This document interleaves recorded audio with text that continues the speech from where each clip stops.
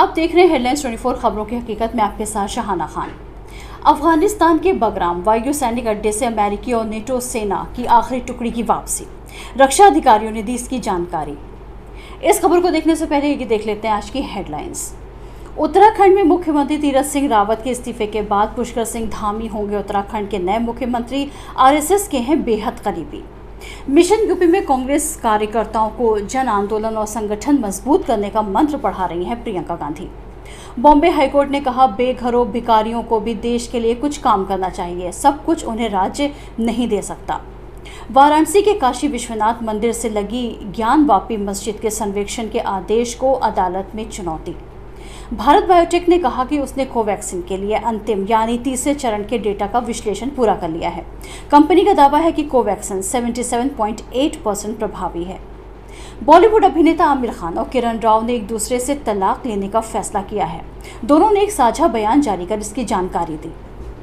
एक साइबर सुरक्षा फर्म के अनुसार लगभग 200 अमेरिकी व्यवसाय एक विशाल रैंसमवेयर हमले से प्रभावित हुए हैं। और राफेल डील में बड़ा एक्शन, भारत को बेचे गए 36 जेट सौदे की जांच के लिए फ्रांस ने नियुक्त किए जज। आइए अब आते हैं मुद्दे की बात पर। अफगानिस्तान में अमेरिकी नेतृत्व वाली सेना ने तालिबान को साल 2001 में सत्ता से बाहर का रास्ता दिखाया था, लेकिन धीरे धीरे ये समूह खुद को मजबूत करता गया और अब एक बार फिर से इसका दबदबा देखने को मिल रहा है। करीब 2 दशक बाद अमेरिका 11 सितंबर 2021 तक अफगानिस्तान से अपने सभी सैनिकों को हटाने की तैयारी कर रहा है। वहीं तालिबानी लड़ाकों का नियंत्रण क्षेत्र बढ़ता जा रहा है। आशंका ये भी उभरने लगी है कि वे सरकार को अस्थिर कर सकते हैं। तालिबान ने अमेरिका के साथ साल 2018 में बातचीत शुरू कर दी थी। फरवरी 2020 में दोहा में दोनों पक्षों के बीच समझौता हुआ, जहां अमेरिका ने अफगानिस्तान से अपने सैनिकों को हटाने की प्रतिबद्धता जताई और तालिबान अमेरिकी सैनिकों पर हमले बंद करने को तैयार हुआ। समझौते में तालिबान ने अपने नियंत्रण वाले इलाके में अल-कायदा और दूसरे चरमपंथी संगठनों के प्रवेश पर पाबंदी लगाने की बात भी कही और राष्ट्रीय स्तर पर शांति बातचीत में शामिल होने का भरोसा भी दिया था। लेकिन समझौते के अगले साल से ही तालिबान ने अफगानिस्तान के आम नागरिकों और सुरक्षा बल को निशाना बनाना जारी रखा। अब जब अमेरिकी सैनिक अफगानिस्तान से विदा हो रहे हैं, तब तालिबानी समूह तेजी से देश में पांव पसार रहा है। अफगानिस्तान के बगराम वायु सैनिक अड्डे से अमेरिकी और नेटो सेना की आखिरी टुकड़ी वापसी के लिए रवाना हो चुकी है। रक्षा अधिकारियों ने इसकी जानकारी दी है।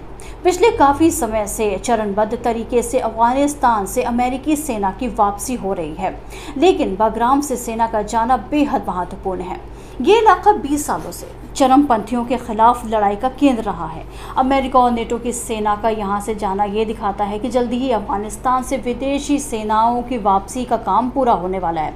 लेकिन राजधानी काबुल के उत्तर में बड़े स्तर पर फैले इस सैन्य अड्डे से सेना का जाना तालिबान को अफगानिस्तान के कई हिस्सों में बढ़त बनाने का मौका दे सकता है। राष्ट्रपति जो बाइडेन ने कहा था कि अमेरिकी सेनाएं 11 सितंबर तक अफगानिस्तान से वापस चली जाएंगी। 11 सितंबर को ही अमेरिका के वर्ल्ड ट्रेड सेंटर पर हुए हमले की बरसी है। इस हमले में करीब 3000 लोग मारे गए थे।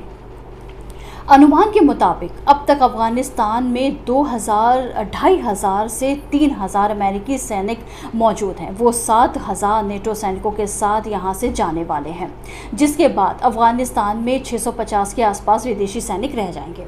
इस बीच अफगानिस्तान में तालिबान का प्रभाव बढ़ता जा रहा है। विदेशी सेनाओं की वापसी से उत्साहित तालिबान ने कई जिलों पर कब्जा कर लिया है। तालिबान जितनी तेज़ी से बढ़ रहा है, कई लोगों को चिंतित करने वाला है।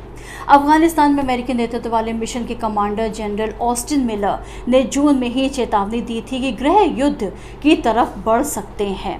जून महीने में ही अमेरिकी खुफिया एजेंसियों ने भी अफगानिस्तान के हालात का आकलन किया था। ये कहा जा रहा है कि इसमें अमेरिकी सैनिकों की रवानगी के 6 महीनों के बाद ही अफगानिस्तान की सरकार गिरने का कथित तौर पर अनुमान व्यक्त किया गया। मैं आपके साथ शहाना खान। अगर आपको हमारा ये वीडियो पसंद आया हो तो इसे लाइक और शेयर ज़रूर करें और चैनल को सब्सक्राइब करना ना भूलें, ताकि हम आपको रखें देश और दुनिया की ताज़ा तरीन खबरों के साथ बाखबर।